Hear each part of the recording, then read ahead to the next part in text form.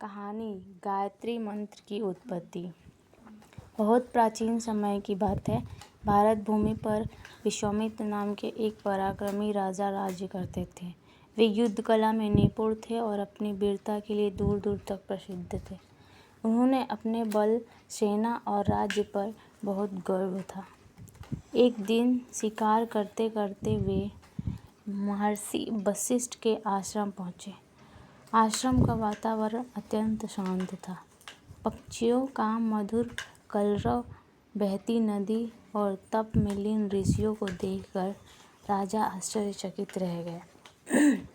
महर्षि वशिष्ठ ने राजा और उनकी पूरी सेना का बड़े प्रेम से स्वागत किया।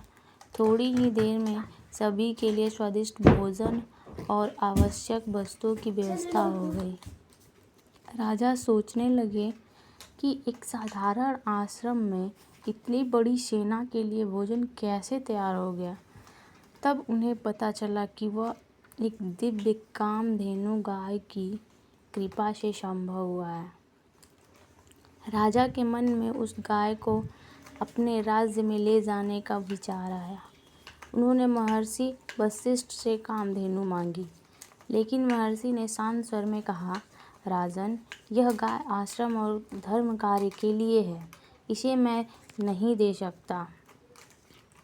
राजा ने बलपूर्वक कामधेनु को ले जाने का प्रयास किया, लेकिन महर्षि वशिष्ठ की तप शक्ति के सामने उनकी विशाल सेना भी टिक न सकी।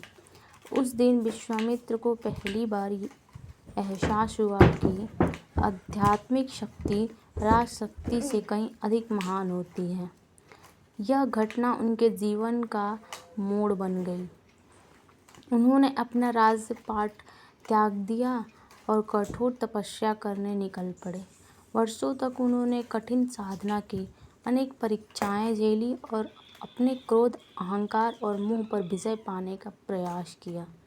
लंबे समय के तप और आत्मसंयम के बाद देवताओं ने उनकी साधना स्वीकार की। अंततः महर्षि वशिष्ठ ने भी उन्हें ब्रह्मर्षि की उपाधि दी। यह विश्वामित्र के जीवन का सबसे बड़ा सम्मान था। इसी महान तपस्या के दौरान विश्वामित्र को दिव्य ज्ञान प्राप्त हुआ और ऋग्वेद का प्रसिद्ध मंत्र प्रकट हुआ।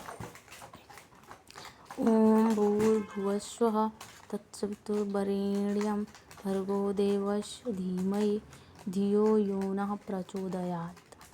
तब से यह मंत्र ज्ञान, प्रकाश और सद्बुद्धि का प्रतीक बन जाता है। आज भी करोड़ों लोग श्रद्धा के साथ